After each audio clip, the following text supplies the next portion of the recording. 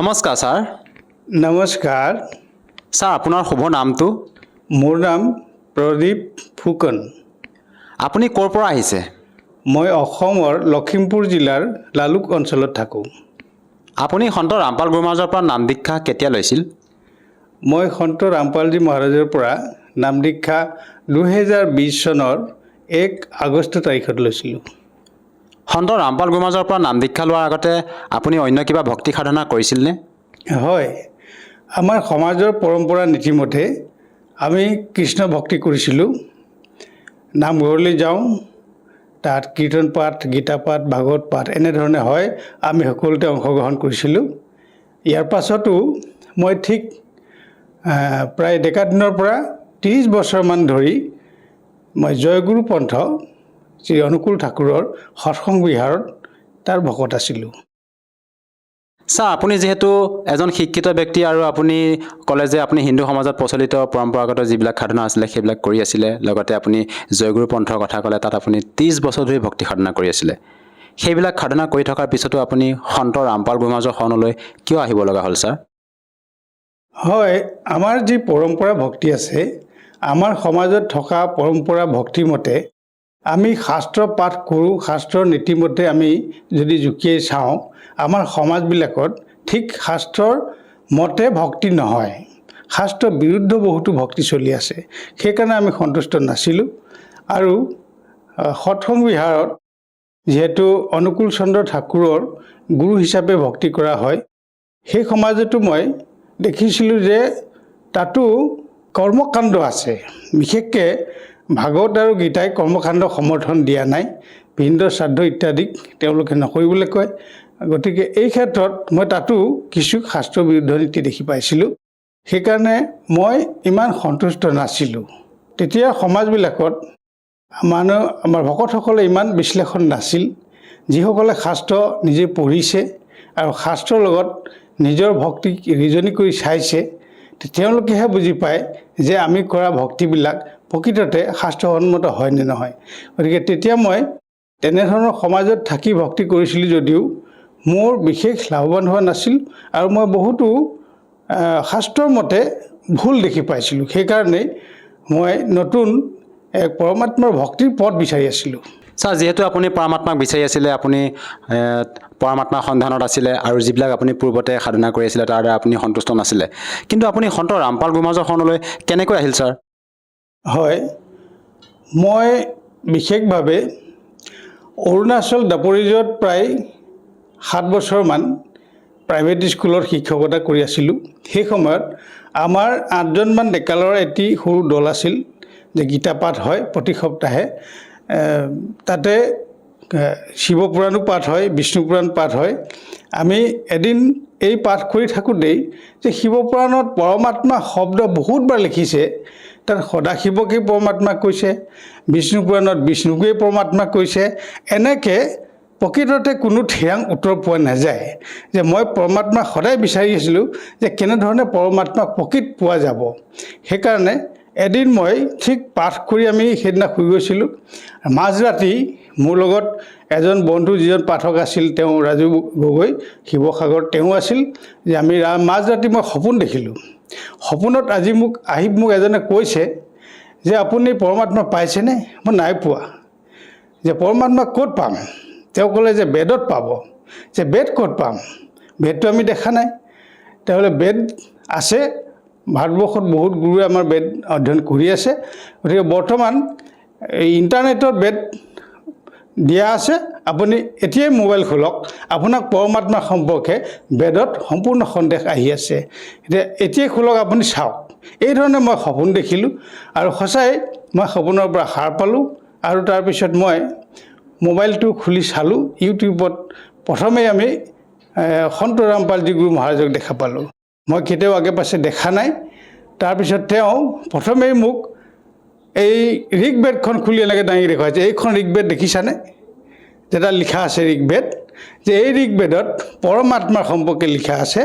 তাৰ তেওঁৰ কেইটামান মন্ত্ৰ পঢ়ি দেখাইছে যে সেই পৰমাত্মাৰ নাম কবিৰদেৱ। মই জীৱনত প্ৰথমবাৰৰ বাবে শুনিছোঁ বা আচৰিত পাইছোঁ। এনেধৰণৰ কথা মই কেতিয়াও পোৱা নাই।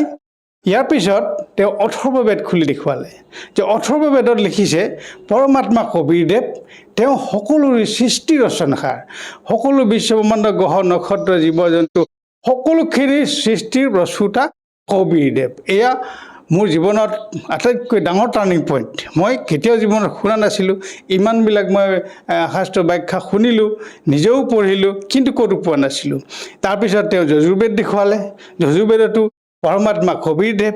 তাৰপিছত গীতাত থকা তেওঁ তিনিজন ব্ৰহ্ম, ক্ষৰ ব্ৰহ্ম, অক্ষৰ ব্ৰহ্ম, পৰম ব্ৰহ্ম, এই সম্পৰ্কে ব্যাখ্যা কৰিলে, যিখিনি ব্যাখ্যা আমি সৰুৰ পৰা কেতিয়াও শুনা নাই আৰু ভাৰতবৰ্ষৰ বিভিন্ন গুৰুসকলৰ ব্যাখ্যা শুনিছোঁ, কেতিয়াও মই এনেধৰণৰ ব্যাখ্যা শুনা নাই।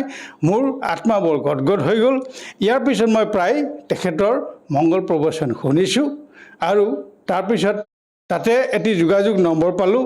সেই যোগাযোগ নম্বৰৰ মতে যোগাযোগ কৰি ইয়াৰ পিছত মোক এজন ভকতে জ্ঞান গংগাৰ ভক্তি মৰ্যাদাৰ নিয়মখিনি দিলে যে এই 21টা নিয়ম আছে ইয়াত, আপুনি এই নিয়মখিনি চাওক, যদি আপোনাৰ কাৰণে সহজ হয় তেতিয়া আপুনি এই ভক্তি কৰিব পাৰিব। মই এই আটাইখিনি নিয়ম পঢ়ি চালোঁ। মোৰ লগতে মোৰ ডাঙৰ ল'ৰা কেশৱ ফুকন তেওঁ পঢ়ি চালে আৰু এই নিয়মখিনি, যিহেতু আমি ইয়াৰ বেছিভাগ নিয়ম আগৰ পৰাই পালন কৰোঁ, কাৰণে মোৰ কাৰণে খুব ভাল লাগিল আৰু এই নিয়মখিনি মোৰ আটাইতকৈ বেছি হৃদয়ংগম হ'ল। যিহেতু আজিৰ সমাজখনত আটাইতকৈ ভয়াৱহ কিছুমান দৃশ্য আছে, যেনে নিচা। ইয়াত প্ৰথম পইণ্টটোৱে হ'ল নিচামুক্ত। ইয়াত নিচা খাবও নোৱাৰিব, দিবও নোৱাৰিব। এইটো খুব ভাল লাগিল মোৰ, কাৰণ আমাৰ সমাজবিলাকত আমি গোটেই বৰ্তমান যিবোৰ ব্যৱস্থা দেখিছোঁ, ভয় লগা ব্যৱস্থা, এইটো অতি খুব ভাল লগা কথা আজিৰ দিনত। এতিয়া প্ৰথম এইটো নিচা, আনকি মদ ভাং কানি বাদেই তামোল আৰু চাদাও খাব নোৱাৰিব, দিবও নোৱাৰিব। খুব ভাল লাগিলে।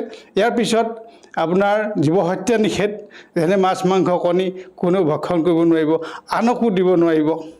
তাৰপিছতে যেনেকৈ আমাৰ যিবিলাক কৰ্মকাণ্ড চলে এইবোৰ নিষেধ। বিশেষভাৱে অন্যান্য পইণ্টবিলাক আমি কিছু পালন কৰিছোঁ যদিও এই ধৰণৰ কিছুমান নিয়ম আমি সমাজে পালন কৰাত সদায় অসমৰ্থ। যিখিনি কথা অসমৰ্থ ইয়াত সম্ভৱ হ'ব পাৰে, ইয়াত সকলো ভকতে পালন কৰি আহিছে আৰু ইয়াৰ ভকতে পালন কৰাটো অতি আৱশ্যক, অত্যন্ত দৰকাৰী। ইয়াত কোনেও ফাঁকি দিব নোৱাৰে। এই কথাখিনি মোৰ খুব হৃদয়ংগম হ'ল।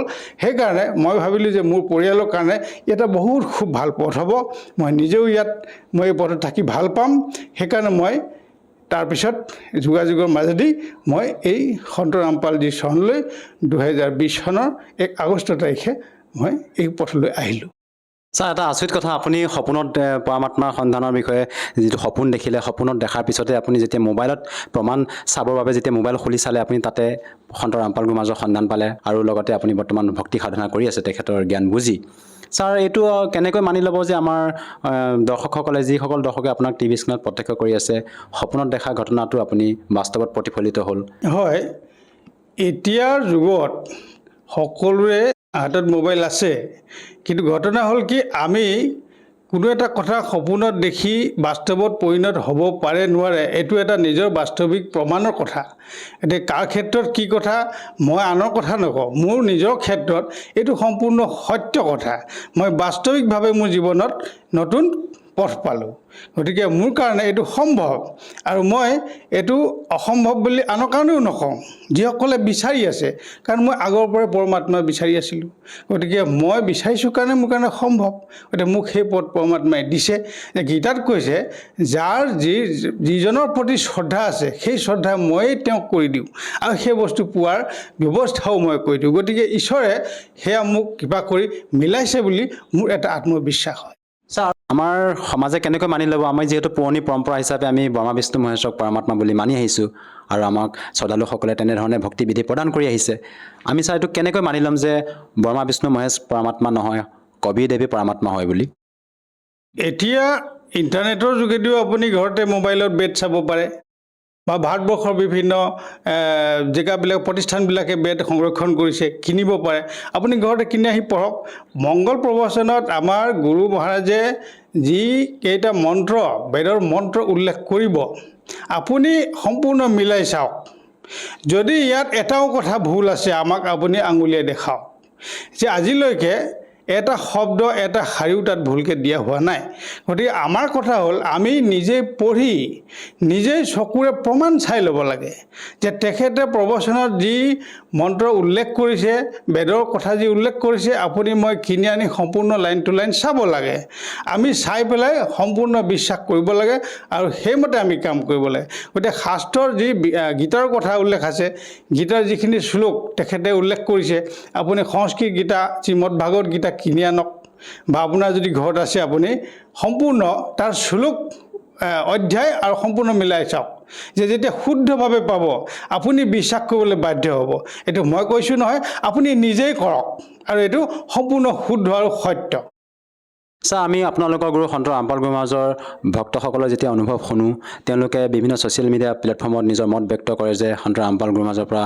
নাম দীক্ষা লোৱাৰ পিছতে বিভিন্ন ধৰণে লাভ পায় ছাৰ আপুনি সন্ত ৰামপাল গুৰু মহাৰাজৰ পৰা নাম দীক্ষা লোৱাৰ পিছত কেনেধৰণৰ লাভ পাইছে হয় লাভটো সাংসাৰিকভাৱে যথেষ্টই লাভ হৈছে কিন্তু প্ৰথম লাভটো মোৰ হ'ল যে মুখ্য প্ৰাপ্তিৰ যি আধ্যাত্মিক লাভ কাৰণ আমি গীতা পঢ়িছোঁ বা যিসকলে শাস্ত্ৰ পঢ়িছে এই সকলো ভকতে জানে যে আমি মানৱ জীৱনৰ মূল লক্ষ্য হ'ল মুখ্য প্ৰাপ্তি কৰা গতিকে এই পৰম পদ প্ৰাপ্তি এটা সম্পূৰ্ণ শুদ্ধ পথ যে এই পথটো পোৱাটো যিহেতু মই এইটো বিচাৰি আছিলোঁ আৰু ইয়াক পোৱা হৈছে যে কবিৰ বাণীত কৈছে পদে মিল পদে সমানা অৰ্থাৎ যিটো পদ্ধতিৰ মাজেদি পৰম ধাম পাব পাৰি সেই পথ পাইছোঁ গতিকে মোৰ কাৰণে প্ৰথম লাভ আৰু আটাইতকৈ ডাঙৰ লাভ কাৰণ হাজাৰবাৰ আহিছোঁ এই সংসাৰলৈ হাজাৰবাৰ গৈছোঁ এই জন্ম মৰণৰ চক্ৰৰ পৰা ওলাই পৰম পথ পাব পৰা এটা পথ পালোঁ ই মোৰ জীৱনত আটাইতকৈ ডাঙৰ লাভ দ্বিতীয়টো হ'ল যে মোৰ পৰিবাৰো বৰ্তমান দীক্ষিত ল'ৰা দুজন আছে মোৰ দুইজন মোৰ পুত্ৰ সন্তান তেওঁলোকো দীক্ষিত যে মোৰ পৰিয়ালটোত আমি ভক্তি মাৰ্গৰ মাজেদি যি মিলা প্ৰীতি আৰু সুখ সম্প্ৰীতিত আছোঁ হয়তো তুলনামূলক হিচাপে আনে নাই থকা বুলি নকওঁ কিন্তু মই যি শান্তি অনুভৱ কৰিছোঁ এইটো আজিৰ যুগত বহুত ডাঙৰ কথা আজি হয়তো হাজাৰজনে পাবলৈ অসমৰ্থ হৈছে গতিকে এনে এটা আদৰ্শৱান পৰিয়ালৰ সূত্ৰটো এই ভক্তিৰ দ্বাৰাহে সম্ভৱ গতিকে আমাৰ গুৰু মহাৰাজে সন্ত ৰামপালজী গুৰু মহাৰাজৰ ভক্তিৰ পথৰ দ্বাৰা এই যিটো পাৰিবাৰিক সুখ শান্তি মিলা প্ৰীতি পোৱা যায় এইটো মোৰ দ্বিতীয় লাভ আৰু তৃতীয় লাভ এটা অনেক লাভ আছে তাৰ ভিতৰত বিশেষকৈ মোৰ পৰিবাৰৰ আগতে আজি বহুত বছৰ ধৰি ছুগাৰ আছিল এইটো ছুগাৰ প্ৰেছাৰ বেমাৰটো প্ৰায় আজিকালি দেখাই যায় তেওঁ ইমান বেছি হৈছিল মই ঠিক দাপৰিজত থকা সময়ত তেওঁ মাজে মাজে ৰাতিপুৱাই গৈ ছাব চেণ্টাৰত এই ছুগাৰটো জোখে আৰু কান্দে যে মই আৰু জীয়াই নাথাকিম কেলৈ 500-600 তললৈ নাহে যে লখিমপুৰৰ যিসকল মানে বিশেষ ভাল ডক্টৰ তেওঁলোকে ঔষধ দিয়ে যিসকল এক্সপাৰ্ট তেওঁলোকৰ ঔষধ খোৱাৰ পিছতো যে ছুগাৰ 500-600 এনেকৈ থাকে তললৈ নাহে আচৰিত কথা যে তেওঁ আৰু জীৱনৰ আশা এৰি দিলে ঔষধ খাবলৈ এৰি দিলে কান্দে মই ক'লোঁ তেতিয়া তেওঁ নাম লোৱা নাছিল বোলো এটা কাম কৰা তুমি এতিয়া অতি সোনকালে গৈ নাম লোৱা এতিয়া ঈশ্বৰত আত্মসমৰ্পণ কৰাৰ বাহিৰে আৰু কোনো ৰাস্তা নাই বিজ্ঞান আমাক লাগিব কিন্তু ঈশ্বৰতকৈ পৰম কোনো নহয় সেইকাৰণে প্ৰথমে আমি আত্মসমৰ্পণ কৰিব লাগে গতিকে তেওঁ পিছদিনাখনে গৈ নাম ল'লে আৰু মৰাৰ ভয়ত প্ৰাণপণে নাম লৈছে যে এমাহৰ পিছত দেখা গ'ল ৰিজাল্ট বহুত ডাউন হ'ল যে ঔষধ খাবলৈ এৰি দিলে কিন্তু কেৱল নামৰ দ্বাৰাই তেওঁৰ ছুগাৰ সম্পূৰ্ণ লিমিট যিটো নৰ্মেল লিমিট তাৰ ওচৰ চাপি গ'ল গতিকে এইটো এটা বহুত আচৰিত কথা যিটো বাস্তৱিকতে মোৰ ঘৰত ঘটিছে মই নিজে চকুৰে দেখি আছোঁ আৰু মই লগত আহি এইটো ভয়ত মই তললৈ নামি আহিলোঁ ঘৰতে আছিলোঁ গতিকে এইটো মোৰ নিজৰ সম্পূৰ্ণ প্ৰমাণ এতিয়া মাজে সময়ে ছুগাৰৰ ঔষধ খায় কিন্তু বৰ্তমান ছুগাৰৰ সমস্যা তেনেকৈ নাই সম্পূৰ্ণ নিয়ন্ত্ৰণত আছে আৰু তেওঁৰ ছুগাৰৰ সমস্যাটোৰ পৰা আন এটা সমস্যা হৈছিলে যে চকুৰে নেদেখা হ'ল যে এটা চকু সম্পূৰ্ণ বেয়াই হৈ গৈছিল মানে আমাৰ ডাক্তৰে কোৱা মতে আমি প্ৰায় গুৱাহাটীত আৰু লখিমপুৰত আৰু এজেগাত 3 জেগাত আপোনাৰ ডাক্তৰসকলে চকু চাই যে চকুটো সম্পূৰ্ণ বেয়া বুলি কয় যে এই চকুটো বেয়া হৈ গ'ল এইটো ভাল নহ'ব এতিয়া আমি বোলো যি হওক অপাৰেশ্যন কৰি দিয়ক অন্ততঃ মনৰ সন্তুষ্টি এটা হওক নহ'লে চিকিৎসা নকৰিলে এইটো এটা বৰ দুখৰ কথা হ'ব শেষত লখিমপুৰতেই আমাৰ চকুৰ চিকিৎসালয়ৰ এজন ডাক্তৰে তেখেতে যথেষ্ট পৰিশ্ৰম কৰি চকুটো অপাৰেশ্যন কৰি দিলে অপাৰেশ্যন কৰাৰ সময়তো কৈছে যে চকুটো কাম নাই আপুনি দামী লেন্স নলগাব অতি কম দামৰ যেন তেন লগাই দিছোঁ যাতে এনেই সাধাৰণভাৱে ভালে থাকে আৰু তাৰপিছত পিছদিনাখনে তেওঁ চকুটো সম্পূৰ্ণ ভালকৈ দেখিছে আৰু সম্পূৰ্ণ সুস্থ এতিয়াও সম্পূৰ্ণ সুস্থ এতিয়া আৰু ইটো চকু এই বছৰ অপাৰেশ্যন কৰা হৈছে এতিয়া সম্পূৰ্ণ দুয়োটা চকু সুস্থ এইটো মই সম্পূৰ্ণ আমাৰ নাম ভক্তিৰ বলেৰে হৈছে বুলি মোৰ অন্তৰত বিশ্বাস ছাৰ এইটো আচৰিত কথা বৰ্তমান আপোনালোকৰ গুৰু সন্ত ৰামপাল গুৰু মহাৰাজ কাৰাগাৰত বন্দী থকা বুলি আমি জানিব পাৰিছোঁ আৰু তেখেতৰ পৰা নাম দীক্ষা লোৱাৰ পিছতে আপোনাৰ পৰিবাৰগৰাকী যি দৃষ্টিহীনতাৰ ৰোগত ভুগিছিলে লগতে আপোনাৰ চুগাৰৰ সমস্যাত ভুগি থকা বুলিও কৈছে আপুনি এইটো কেনেকৈ সম্ভৱ ছাৰ সন্ত ৰামপাল গুৰু মহাৰাজে আপোনালোকক এনেকুৱা কি ভক্তি বিধি মন্ত্ৰ প্ৰদান কৰে যাৰ দ্বাৰা নেকি ইমানবোৰ লাভ পাবলৈ সক্ষম হৈছে হয় মই দেখা পাইছোঁ যে ভক্তি সাধনা আমাৰ যি পৰম্পৰা ভক্তি সাধনা আছিলে এইটো হ'ল বহিৰ্মুখী আমি যি বুজি পাওঁ তাৰ মাজেদি কৈছোঁ যে এই পৰমাত্মাৰ ভক্তি আমাৰ কবিদেৱৰ ভক্তি হ'ল সম্পূৰ্ণ